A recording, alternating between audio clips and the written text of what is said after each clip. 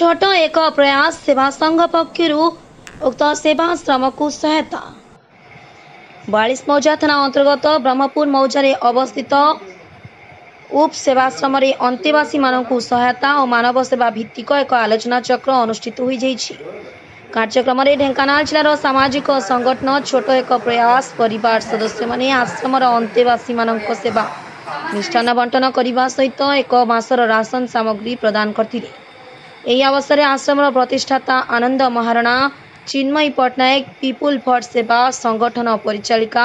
विद्याश्री दास गणमाध्यम प्रतिनिधि प्रदीप्त कुमार दास समाजसेवी वसंत कुमार पंडा प्रणव कुमार दास उपस्थित थे। प्रदीप्त कुमार दास का रिपोर्ट जयदेव न्यूज। नमस्कार, चिन्मयी पट्टनायक सेविका आश्रम कहले कष्ट लगे मत मुझे सेवाश्रम कहूँ लिखी आम सेवाश्रम वृद्धाश्रम लोक मैंने मन दुख करते वृद्धाश्रम नहीं छाड़दे दुख लगे मत। तो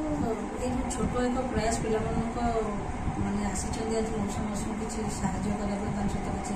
समय बिताई बहुत भल लगे कि आज छोट छोट पे सुंदर कम कर सहित सुंदर चिंताधारा जे आम बापा मानक माँ मान सेवा सहित किसी आश्रम मौसा मौसी अच्छा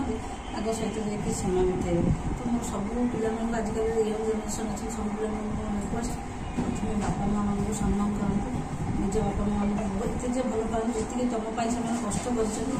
आज कौट ओडार वृद्धाश्रम न रहे वृद्धाश्रम बिल्कुल रहा कथा नहीं सब बापा माँ छुआ पाखे रही खुशी आम भी मौसा मौसी रखीचु सब प्रकार सुविधा दौर तथापि मनर कौ कण भर गोटे रही जाए कि मो पुओ कौन कर मो परिवार कौन कर पे बापा माँ वृद्धाश्रम न छाड़ मोर रिक्वेस्ट आम सामाजिक दायित्वबोध जदि आम निर्वाह करवा समाज दुख कष्ट जो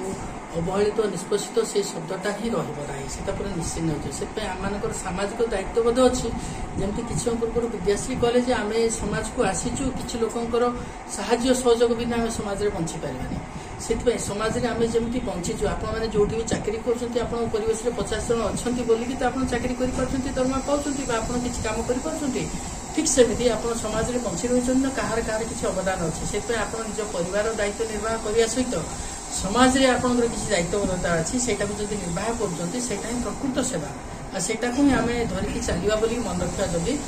सेटा बहुत बड़ कथा हम एक द्वितीय भाई जमी पचारे आप बापा माँ को आम करुचु एत कष्ट होते जन कर बापा मान जोटा कर सेवा करवा से कष्टर ना ही से कष्ट जदि भाविबा ताले आम कष्ट अनुभव से कष्ट नुहे से आम दायित्वबोध आम कर्तव्यबोध आम सेवा आम भक्ति